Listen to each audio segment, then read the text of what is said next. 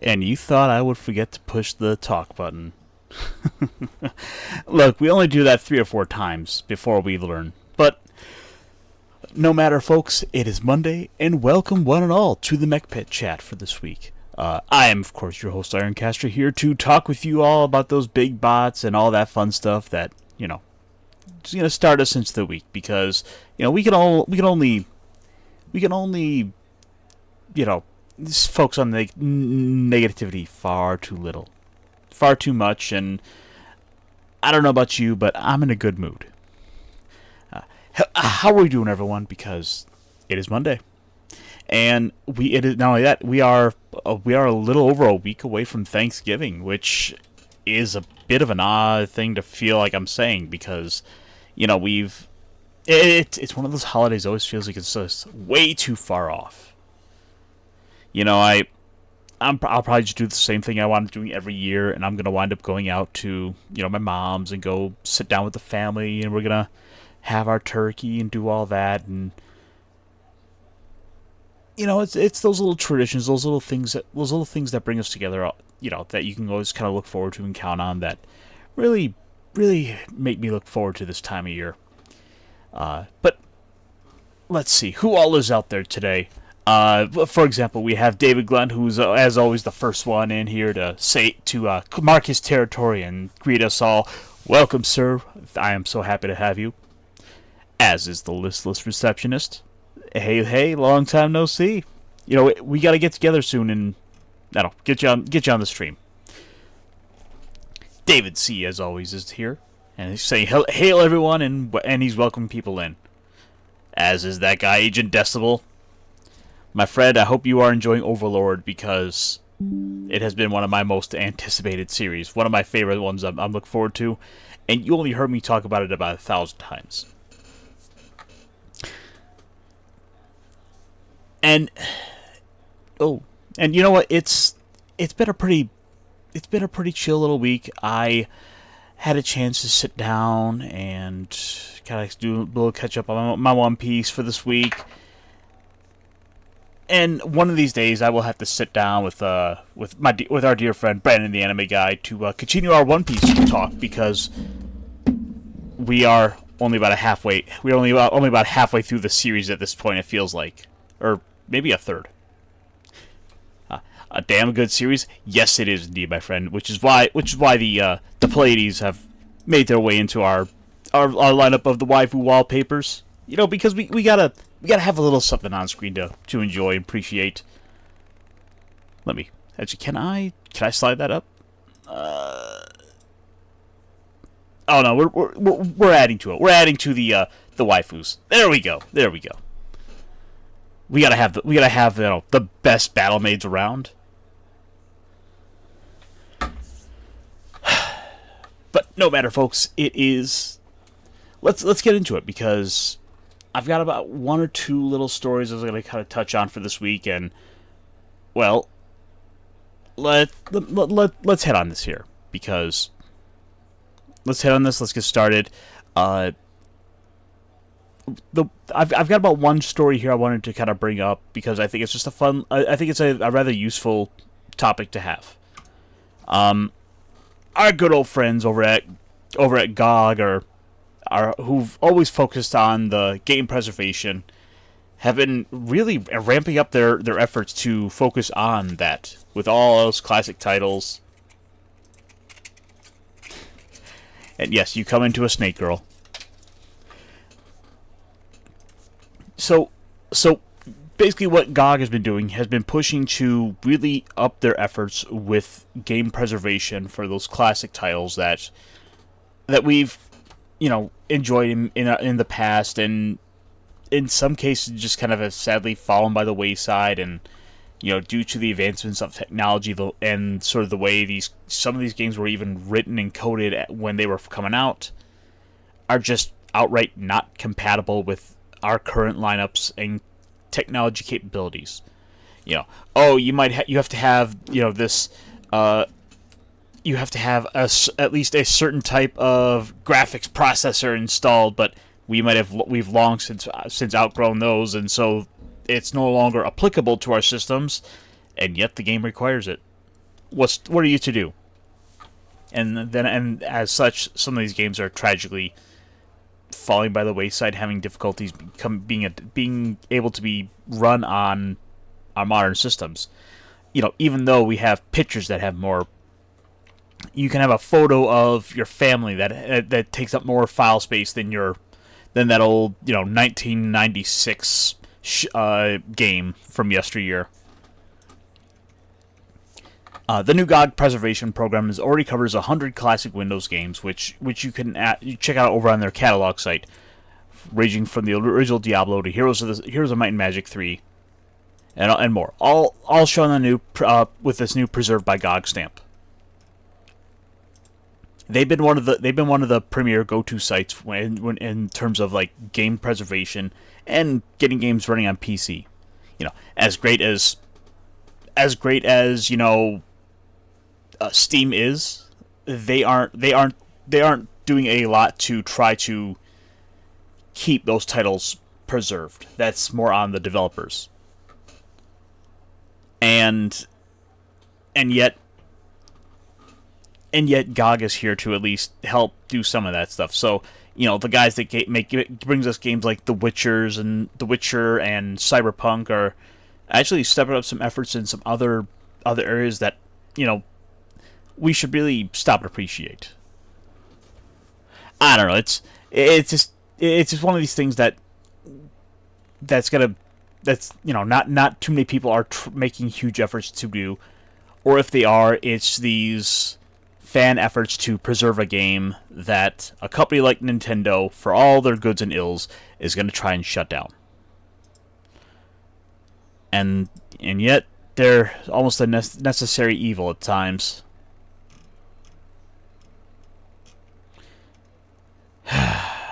What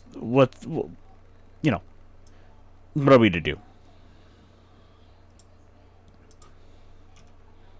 The Blade Runner game I've always been meaning to check out, and thankfully, thanks to GOG, you can play it. In fact,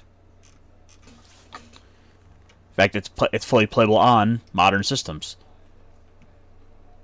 So if we hop over to their site, whoa, I don't know what that was. Like a okay, okay, there we go. So, there we go. We have their whole list of games that are kind of set up to be compatible, playable with modern systems. And we're not talking about these, remakes where they rip elements out. No. We're talking about the games as they were made back in the day. With, albeit, maybe a couple of changes to make them run better. So, for example, let's see the Resident Evil bundle, the original 3 Resident Evils. Little things like all 4 localizations of the game, so we have multi-languages options, improved DirectX game rendering options, which I certainly love for being able to put my games in a windowed mode. Let's see. And again, none of this is removing any elements from the game. This is as this game should have run back in 1998.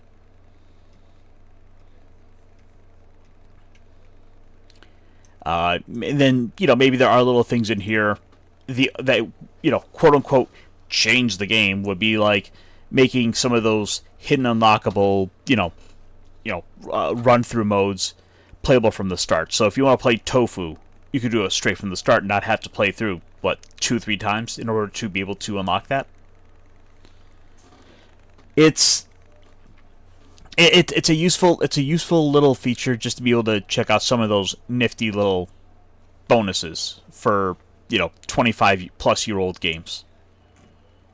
As much as I like some of those, it's a pain to not to have to struggle to check them out.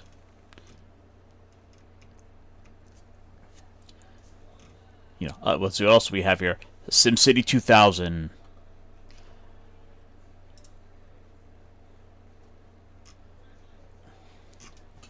Are we gonna list? Oh, stability options, cloud saves. some very very straightforward stuff, and it's able to be run on modern systems.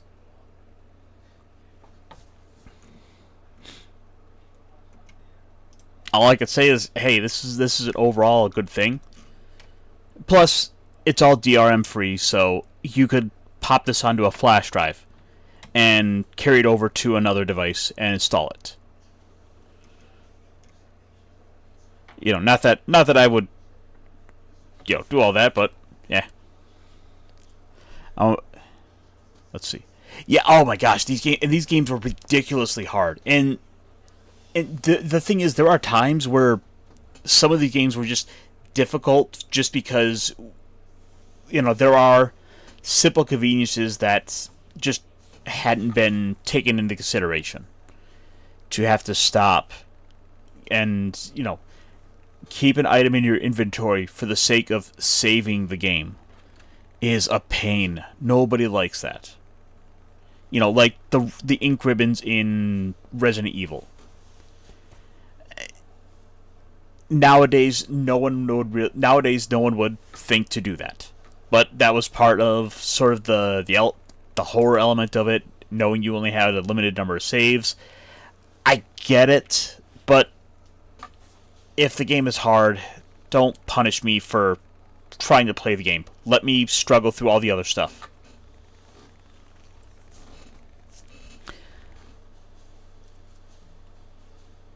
Yeah, let's see. You went back to 8-bit Nintendo. No permission slips to play. No friend zoning me with DLC. Yeah, but also there are times where there would be just outright bugs they were not able to get taken care of or fixed in time that are as a result on the game forever now. And unless you get one of the later re-releases, like sometimes you would see this with Super Nintendo games, as for example, where a second release would have like the 1.01 version, and it would have some little patch in the game that fixes a bug that wasn't intended to be in the original game. It's happened before, and that is a place where updates do come into benefit. And they really weren't. But that was the fun of them, because you look back, and the games that would always be intended for kids didn't want to play. No, they wanted to go play the more adult games. They wanted to play the games like The Secret of Monkey Island. And they wanted to be able to enjoy these games where they might have a little bit of adult humor slipped in that it's gonna go completely over the kid's head, and the adults would be able to enjoy. But it's so walled off that kids can't enjoy it. I always meant to play Wing Commander. I really should. I think I have it on GOG.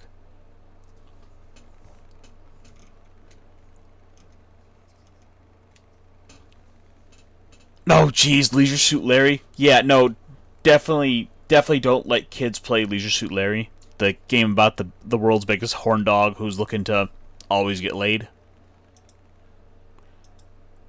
No. No, no, no, no, no.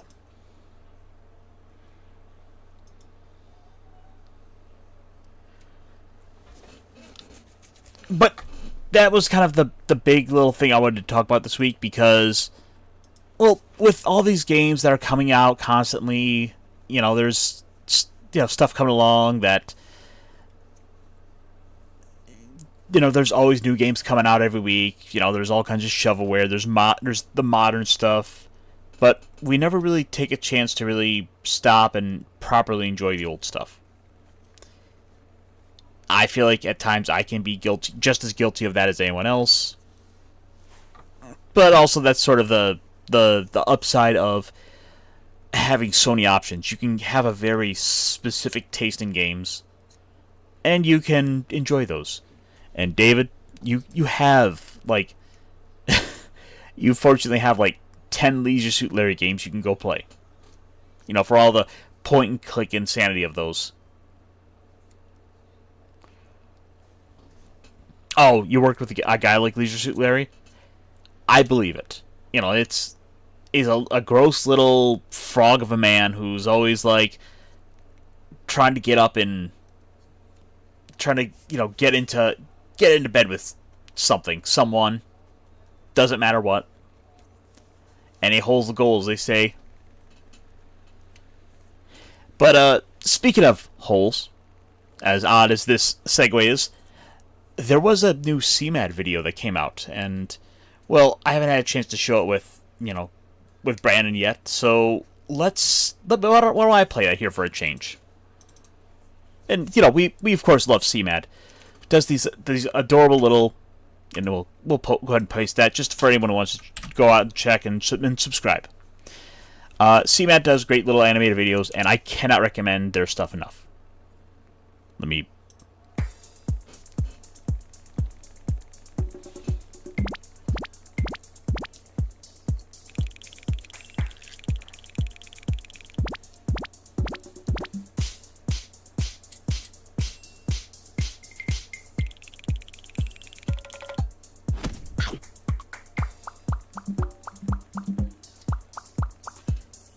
Yes.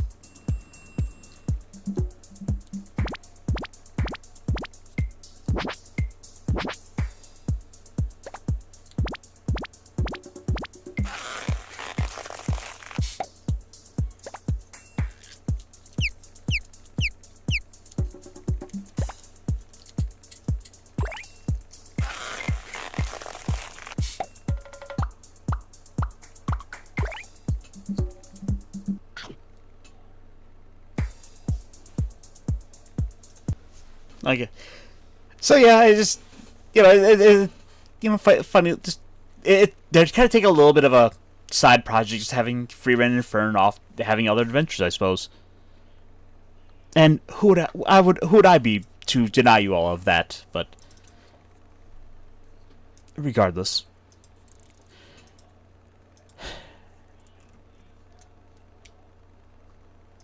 As really note to self, I really probably should do a bit more planning and prepping, but I don't think about this stuff during the week, and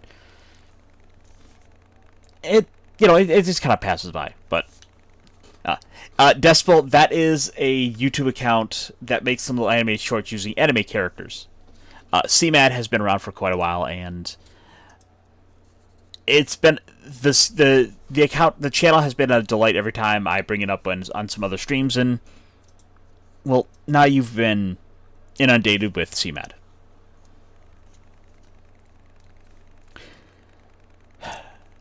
But let's see. Let's see. Because there has been a few new seasons of anime coming out, but it's always a challenge because there's always that seemingly struggle, that never-ending uphill treadmill to run to try and stay up to date with it all. Every week there's new stuff coming out, and you got to keep on it if you want to stay caught up with the conversations of all the current day stuff. And there's only so many hours in the day. It's kind of like with the video game thing, where there's so many series coming out, and in many cases they can always be utterly fantastic, but you don't have enough time in the day, so you got to really stop and pick those battles, just like you got to pick some good streaming partners. Yeah, I was waiting for the link. No, I'm just kidding. Oh. Just kidding. Oh. I forget that I can just pop in here and without warning. Ba-dum-bam. How's it going? It's going pretty good. Like I said, just kind of lamenting a little bit of just the sheer amount of time that's been coming into all of the struggle to try to keep up with date with all the current stuff. And how it almost feels like there's never quite enough. Oh, there's definitely never enough. Well, never enough time. Yeah, well, I mean, there's too much things and never enough time. Yeah. Mm-hmm. But it's sort of the neat thing is, and there's kind of an advantage to it to just let time kind of let the best stuff rise to the top. Hmm. You know, because I can't tell you how many times I've gotten frustrated over like the possibility of this series like has a great promising start and I really want to like it, but then you start to watch it and you're realizing, oh, this is just mid as all hell. Like this Hmm. this isn't scratching any itch like I thought it was going to. I completely agree. Like, what doesn't matter what genre, what style. Like, there's a dime a dozen for all the. Are we talking about anime? Just in general, like, Well, but there's a lot of anime, trope. TV shows, it all sort of blends together. Well, there's like I said, there's a lot of tropes that like you had the big hit a year or two ago, and then subsequently you can tell the people that were already writing the genre, and then the other people that are like, oh, that was a big hit. We need to figure out how to make this work. And after storyboarding and making it happen, 6 months to a year later, you have the next iteration of something that's just phoning it in. Right? They're just trying to bank on the popularity of something else. Yeah, and then you one thing will come along that will break the mold and kind of create an icon that everyone wants to try and copy. But Hmm. by the time everyone starts trying to copy it, 6 months to a year have already passed, Yeah. and some of that I wonder is like if people have moved on.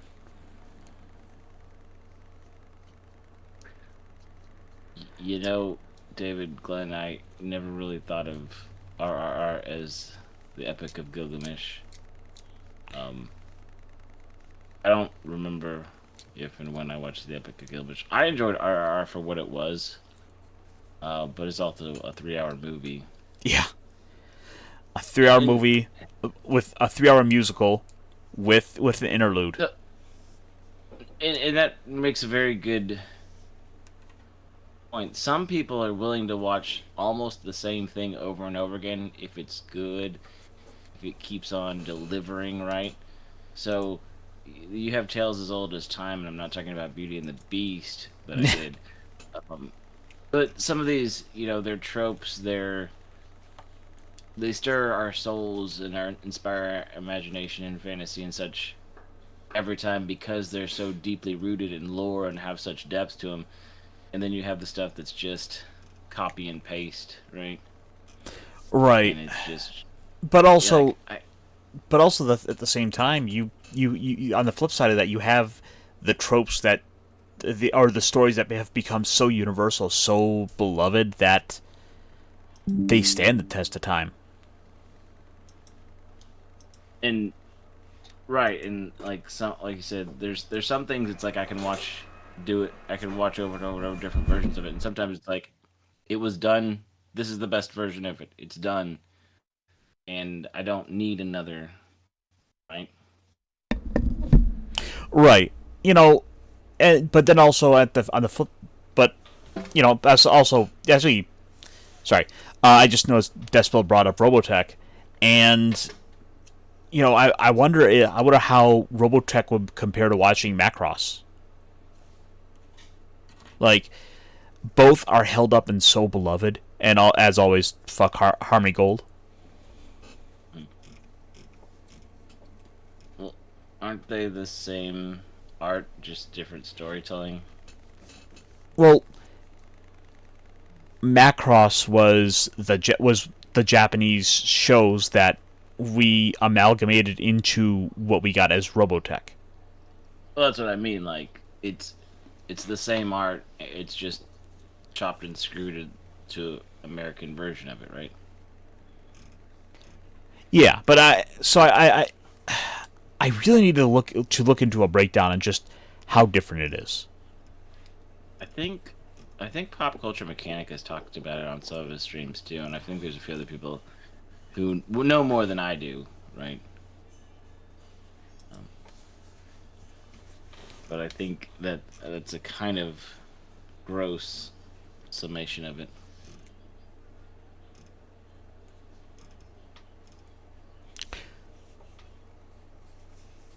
Because that's one of those things where it's held on, and but we've also never gotten everything. Because to this day, I think there is still some Macross stuff coming out, and if for some of that to come out over here unaltered and on not trying to fit into the cookie cutter molds that was Robotech, how jarring would that be? Yeah, it's like when you and Loki talk about what was American Voltron and what actually was the original source material that I didn't even know until the last year or so that there was something original to Voltron, right? I thought it was just Voltron, but well, back in the 80s, I think there was a lot of that stuff that got chopped and screwed up, and then that came across in some of the Power Rangers and Super Sentai stuff too. Oh yeah, It was just a working trope at that point. like for example, I was watching one of the I think I was watching Tubi or Pluto TV, one of those, and they had they were doing the marathon of the Zoo Rangers, the which we adapted into Mighty Morphin, the original series, and of all and Yeah. and of all the episodes I was watching, it was the last episode of the season. So what would be the finale? Fighting And what? the premise of what was going on was, basically the son of Rita Repulsa, or Bandora, Hmm. was killed,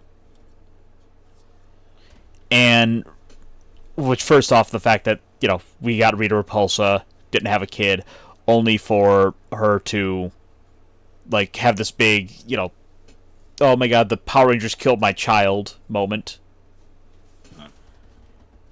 and then gets kind of shot off into space, and then what, Scorpina and Goldar had a baby.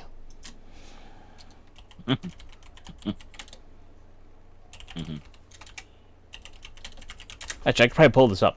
I can pull up visual references. Agent Decibel, are you saying the voice actor of Prince Lotor and Chiron are the same guy, or are you saying the same actual character? I think he's saying it's the same character. It just it had different names from the two series. Okay, I think. Oh, okay.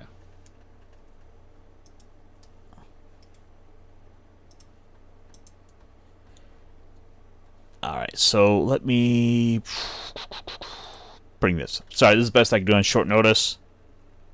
Sorry. Bandora loved like the crying of children.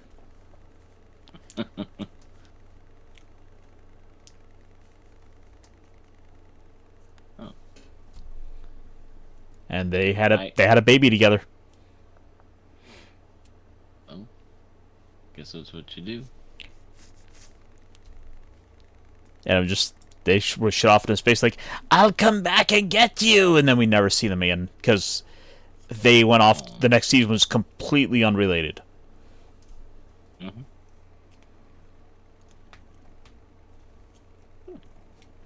I didn't realize there was a connection between Robotech and Voltron either, so that's new to me.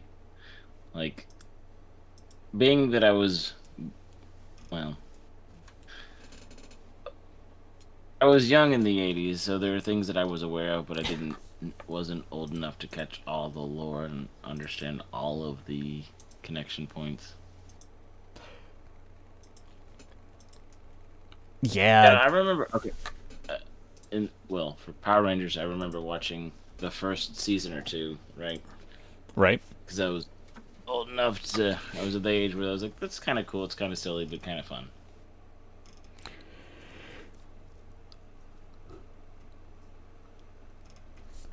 Yeah, and it was one of the shows of its time, where your people had to cut where it was certainly geared at a younger generation of kids, and it caught on with a generation. And unfortunately, there's when you really sit down and kind of parse it out, the stuff that made the show work.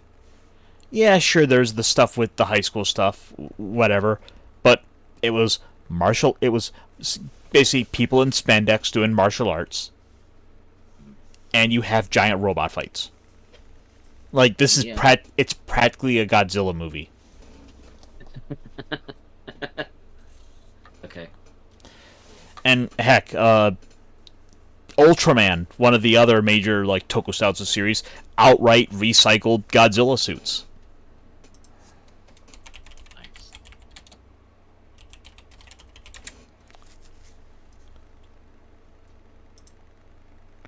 I mean, they would recycle the suits, and not only that, also the sets.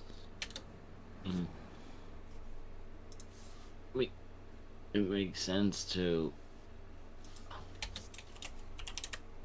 utilize them somehow, because a lot of money and not some of them weren't that as grandeur as what we have nowadays, but still,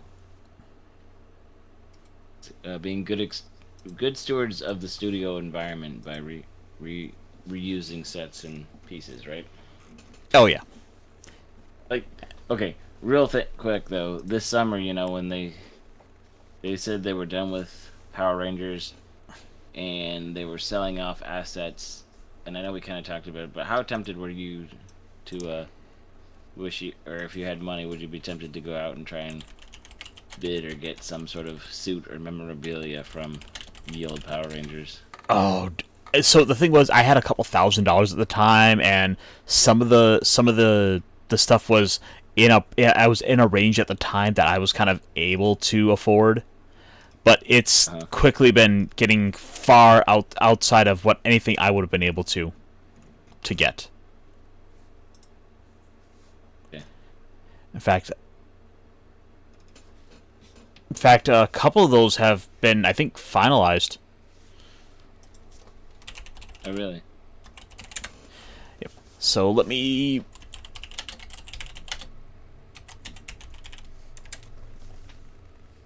Let's see.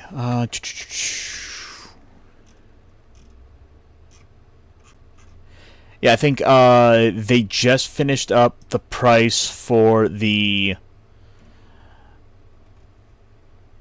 the Green Ranger suit. Oh, okay. Which is one of the big pieces. Yeah, I'm sure they've sold some of the smaller assets already, right? I think some have. Some are still under $1,000. Okay. Is it auction? Is it all auction? Or Yeah, it's all auction. So, okay, let me pull up two of these items here. So and let's see if this will pop up for me.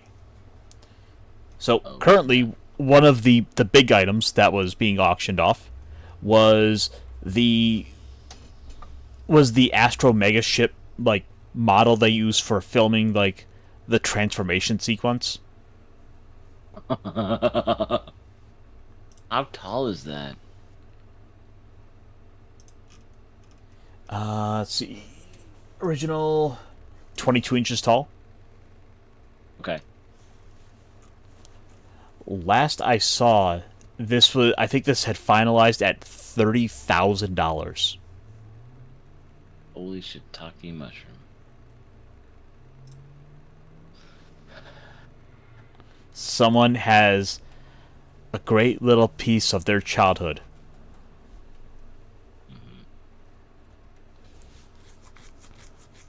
Oh, yes. I apparently have to join just to be able to see what's the price is at, but ouch. I'm sure there's I want to know, but I don't want to know quite that badly. Plus, we'll be getting some articles. A couple of other things that popped up as well included the Green Ranger suit. Mhm. And this is, in a similar. Actually, I'm pretty sure I could probably pull this up on Reddit or Twitter. So let me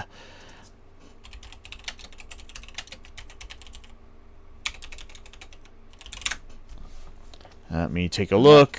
Yeah, the Oh, original Green Ranger is iconic by far. oh.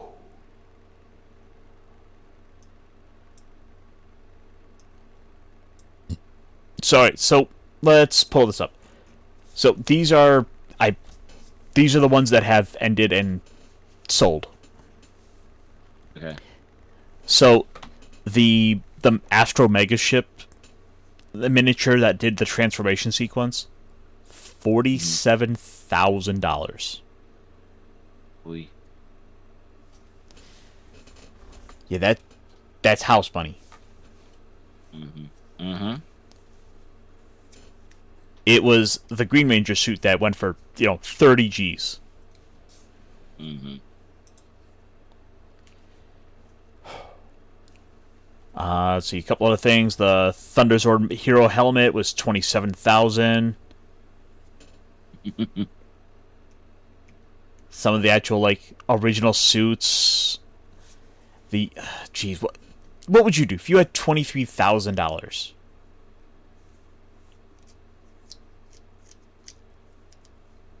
Try not to spend it all. Or really, I guess, actually, there's the better question. If you could have one film prop, yeah, well, and for the sake of argument, we'll say it's not falling apart, it's not decomposing like Hoggle from the Labyrinth. Okay. Okay. Oh, Have you seen that, by the way? that would. Labyrinth? Oh yeah. No, the animatronic. No, I have not seen. Is it really deteriorating? Oh, it looks terrible. Oh, poor Hoggle.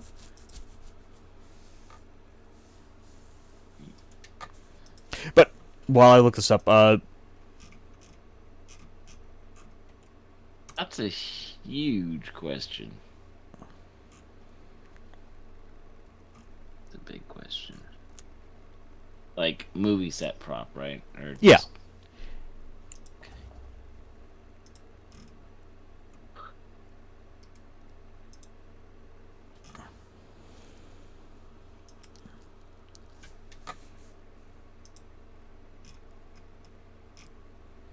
Like I'm trying to think of like vehicles or things like that, or suits, or things that would be semi-fun or functional. Even just an interesting little piece to have, up on the mantle, that people could all come and take a look at, appreciate, and they're like, is that RoboCop's gun? I hear what you're saying. Yeah. Oof. Oof. I never think about owning something that big.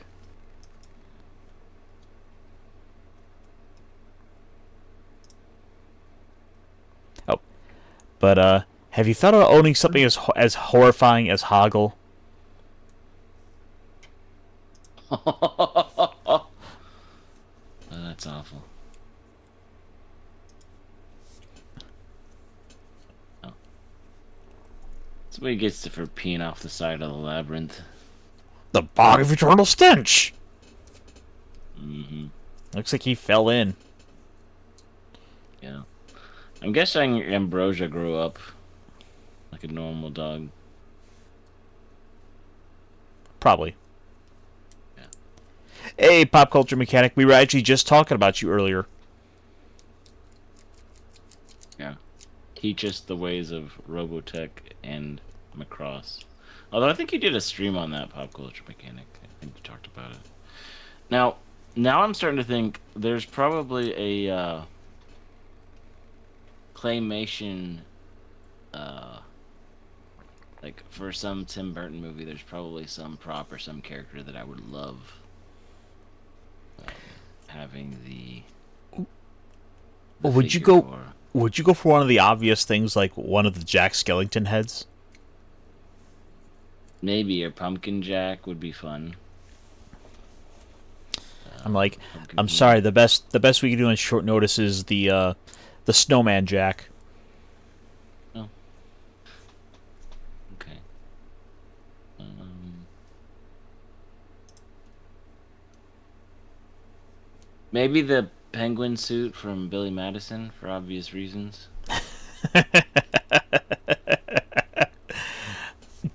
It's very on point.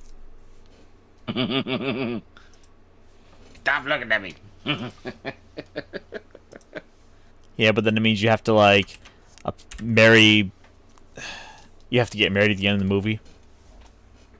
The penguin didn't. Penguin you Oh, just saw when he was drunk. You know all right. that is Drunkwaddle's spirit animal, right? That's what I thought. Pop culture mechanic. He's our man from across. It's a shame we can't go. We can't just like pick some anime thing and be like, yeah, let's do that. And it doesn't quite work that way. Right. I mean, like there's power and stuff. There's not enough live action Gundam to matter. I mean, there's not really live action Gundam to matter. Like there's some cool robot stuff from the '80s, but like all the stuff like that is like you said animated. Or even just like some of the animation cells. True. Yeah. No, you're right. Having the original like storyboard animation cell, something like that would be really awesome. Oh, okay. So, pop culture mechanic. Um, was there a big difference in terms of story from Robotech to Macross? And if so, which is the better version to go with? My vote is yes. There was, if I remember correctly, but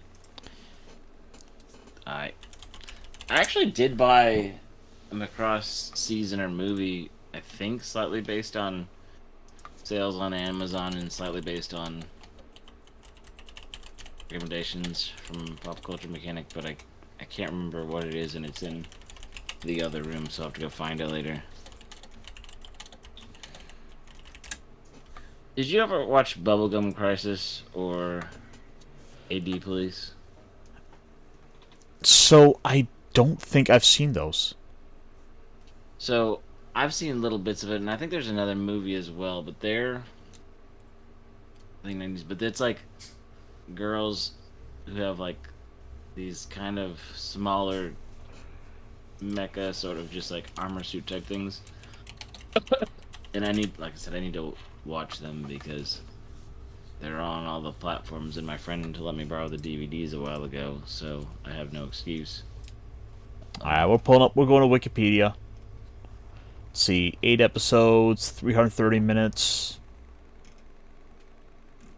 Oh, Robotech took 3 different animes and mushed them together, not just Macross. Okay. Oh, okay.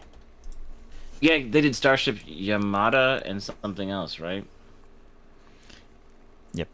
Actually, I just kind of reached out to good old Grok to give me an answer real quick. Oh, yeah, And Croc's gonna tell you everything. here, I'll just pull it up on screen. You can see what I got. I asked, how much of a difference is there between Robotech and Macross in terms of story? It says, the differences between Robotech and Macross in terms of story can be substantial, despite sharing a significant amount of footage from the original Super Defense Fortress Macross. Here are some of the key differences. 1. Source material and editing. Macross is a standalone series created by Shoji Kawamori, focusing on a love story set against the backdrop of an interstellar conflict with an alien race known as the Zentradi. Robotech, meanwhile, is the adaptation where footage from Macross, Super Defense Cavalry Southern Cross, and Genesis Climber Mospedia was combined into a single narrative. This was done to meet the episode count for syndication in the U.S. Carl Masek and Harmony Gold edited these together, creating a continuous storyline across 3 generations, or sagas. Okay. Well, okay, yeah, this is actually quite...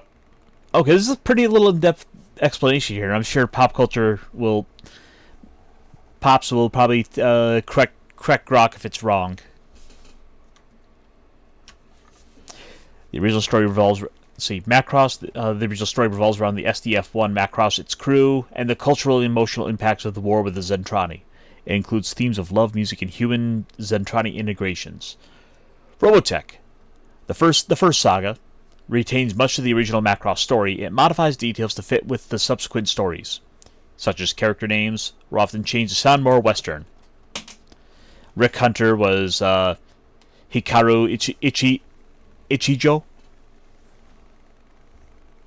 and the editing of the endings and character fates. Some characters meet different fates or have their roles altered to lead to the next saga. For instance, in Robotech, Captain Gloval dies, whereas in Macross, he survives. The protoculture. In Macross, protoculture refers to an ancient civilization that created both humans and Zentradi. In Robotech, it's more akin to an energy source, which significantly alters the backstory and motivations of the alien race. So, I mean, fundamentally, there's a lot of very... Fundamentally, it sounds like we're having a lot of the very similar stuff. I mean, they're going to have the same... They're going to have the fight footage there, but, the plot around them might be not too dissimilar. Macross has an expansive universe with numerous sequels and spin-offs, each adding to the lore with new characters, technology, and stories, maintaining a consistent universe where music and culture play pivotal roles. And Min-May, after the original series, attempts to extend the storyline in Robotech 2, The Sentinels, and Robotech, The Shadow Chronicles were made, but these never fully captured the original's impact or continuity. Robotech's story feels more like a self-contained epic with less focus on an ongoing development seen in Macross. Macross was primarily targeted at Japanese audiences, offering a more mature narrative with themes sometimes deemed unsuitable for younger viewers in the West, i.e., more explicit romance, alcohol use. Robotech was tailored for a Western, particularly American TV audience, which led to editing for content like violence, nudity, and some dialogue for cultural sensitivity and age appropriateness. In essence, while Robotech and Macross share foundational elements from the original Macross series, the adaptation process in Robotech significantly altered the narrative substructure, character development, and thematic focus to create a new, albeit interconnected, storyline.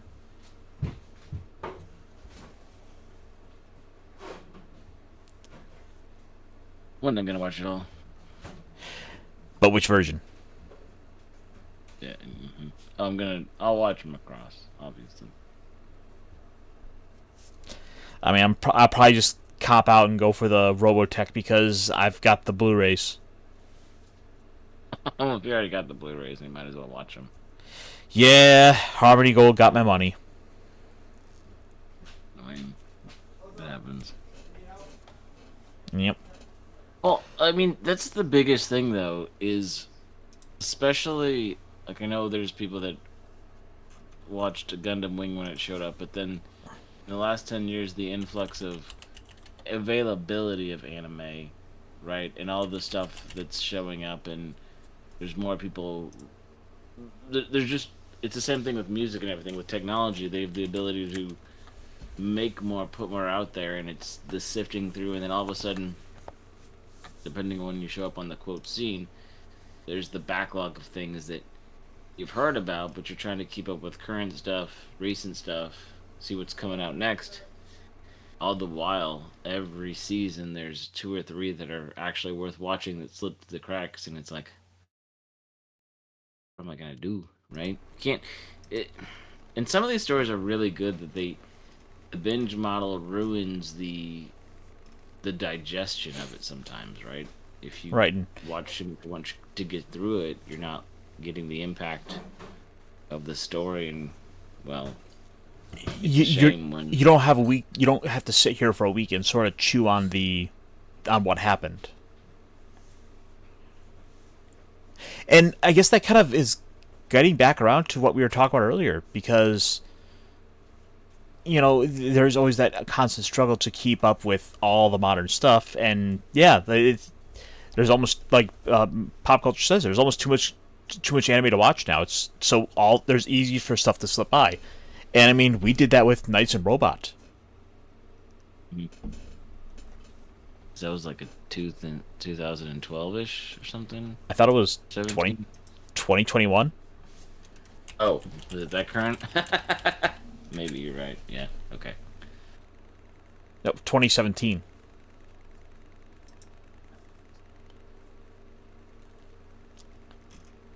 I mean, the anime. Let's put it this way: it was so recent. Trump was president. Wow. Okay.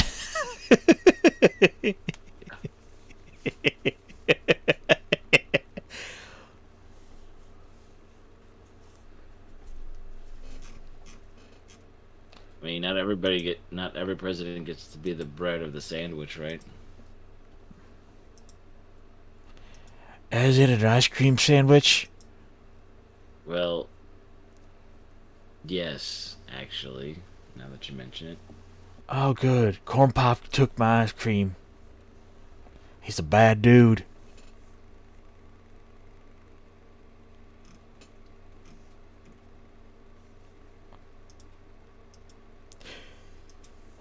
So, Yeah.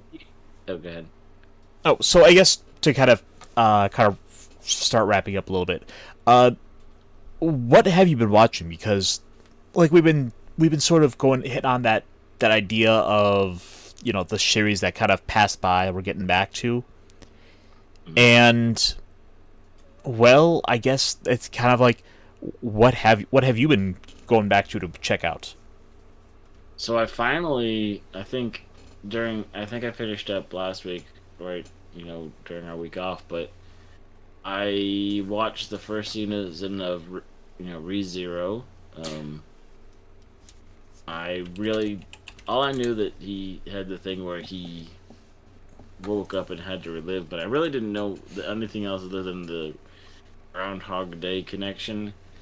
And like I said, it's only season one, so I don't know how it progresses. But there wasn't as much waifu or harem stuff that the some of the fans and lore kind of get into, right? So I was like, okay, this is actually quite interesting and quite fun to watch him problem solve and grow as a person. I was like, that's just a genuinely good story. I really liked it. Um, yeah, Agent Decibel, I hear what you're saying. Now everyone gets to beat a woman twice without everyone cheering him on. Yeah, yeah. I mean, And now you get not now he that gets an iconic dance for it, the Trump shuffle. at this point, if we don't have Trump in Fortnite by the end of the year, maybe I'll quit Fortnite. Don't quote me on that. Actually, that probably won't happen. But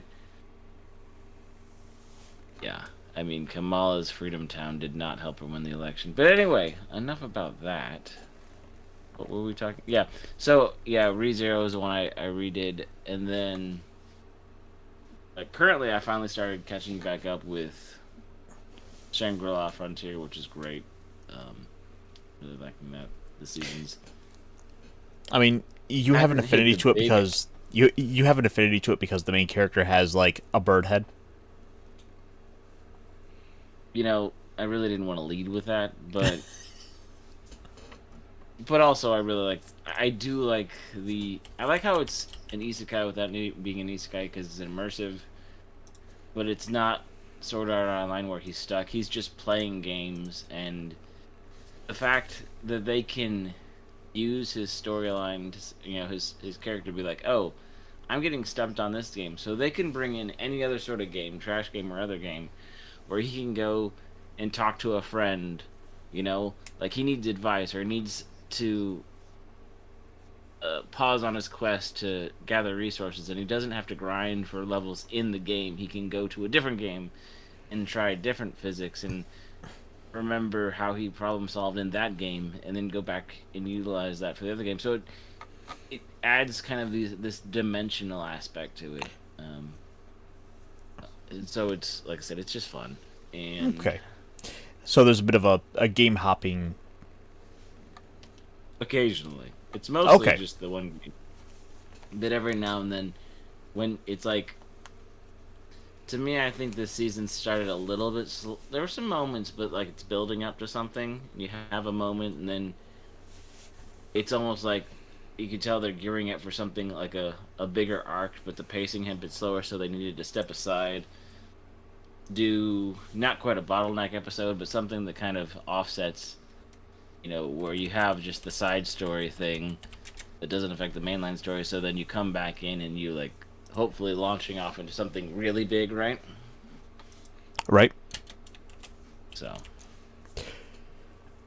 So, as for myself, for one of those shows that sort of slipped by that I'm catching up on, I've been slowly going through the Critical Role animated show, The Legends of Vox Machina, oh, because I've been in a big like tabletop mood as of late, and like it or not, whatever you might think of Critical Role as a show, as a representative of the tabletop hobby, it has gone on to now become basically the big the sort of a new generation's biggest representation of that sort of heroic fantasy to it. Back in the 80s they had Dragonlance. And then you also of course have the evergreen that is the Lord of the Rings. And for this has kind of become sort of the new face of like, D&D. Like the fact is Critical Role went on to become like the single most it was like one of the Twitch streams that had the highest income from the Twitch leaks. I mean, it's become, they have become the face icon of the pop culture, implementation of what people think of, right? Yeah, and it's one of those things where I at first I was kind of inclined to dislike it. Like the first time I tried watching it, I shut it off after like 10-15 minutes because I really fucking hate the bard. Because I'm like, like, I'm so sick of that horny bard trope. Yeah. But I can't lie, like I like Vex and Vox. I like Caliph. Like there was a couple of characters that I like. I like the elf characters. And I haven't watched the Critical Role, but I will say that at least in this show, Percy has grown on me a bit in his pepper box and some of his working through his own personal demons, if you will. And yeah, it's really grown on me. I've actually kind of jumped into. I'm kind of checking out a little bit of the of the streams. Hey, at work I need something to kind of pass the time, and hey, 100 episodes of like 2.5-3 hours. I could probably get through one or two of those in a week, and that'll get me some content to go through for a while. Yeah, and what I've also realized is different forms of entertainment. Like, okay, if I'm trying to watch too many anime shows at the same time, they muddle up. So if it's current season, I'll wait for a few episodes and like jump back and forth.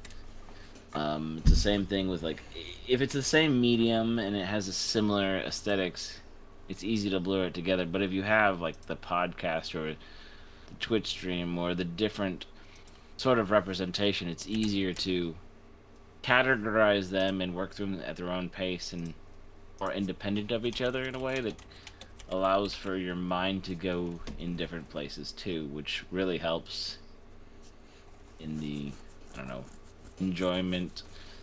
Take a break from this thing and do that thing. Take a break from this thing and do that thing. There's always something way to freshen up the routine.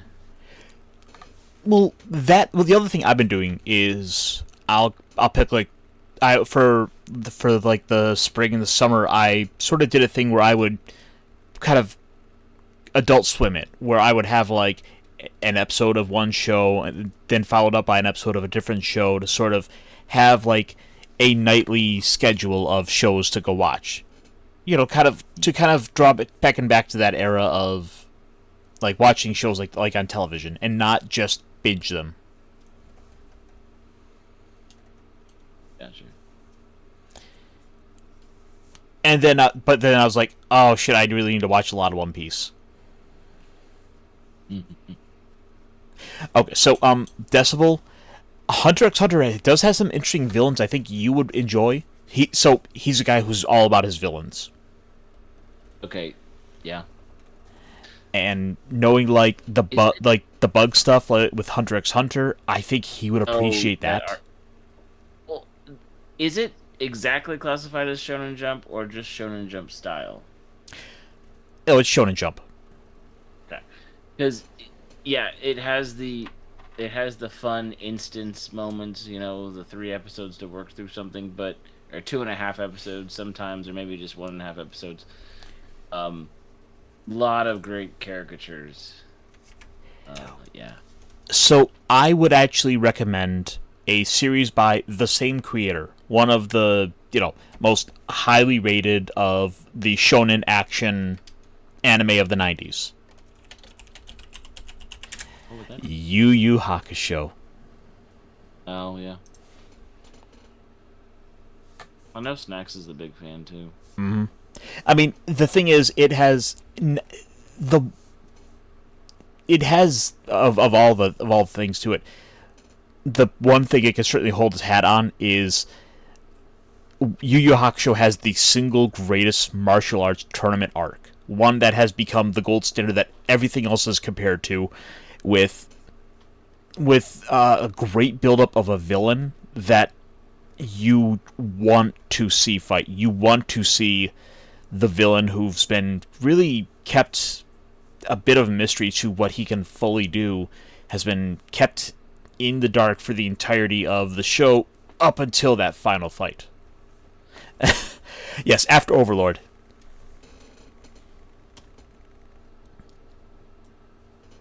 But that's the recommendations. Fabric Fold. Yes, oh my gosh, it's so good. The Dark Tournament arc is.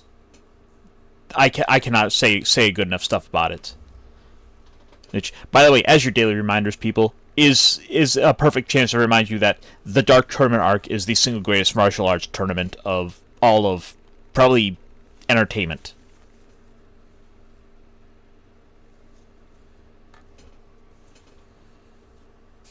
Good to know. I will say though, the Elvis Pompadour looking hairstyle you see in both Yu Yu and Hunter x Hunter for sure. Oh yeah.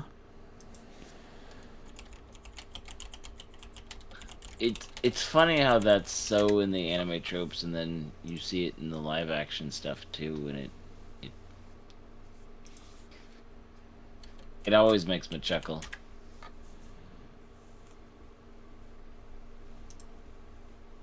Yeah, I mean, you kind of look at the lineups of the characters, and there's these little personality similarities that kind of bleed through with them that seem to kind of stand out.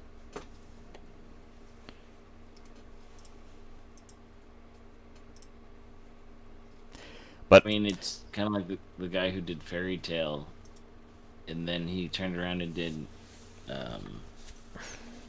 crap. What was that? Well, that he show about first the he did spaceship?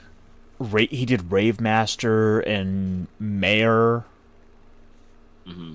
Like he did a couple of them, and then there was like another one that he just did as well. Yeah, because the first season was on Netflix, and I think both seasons are on Crunchyroll. And it's not El Noah Zero because that's a different mech.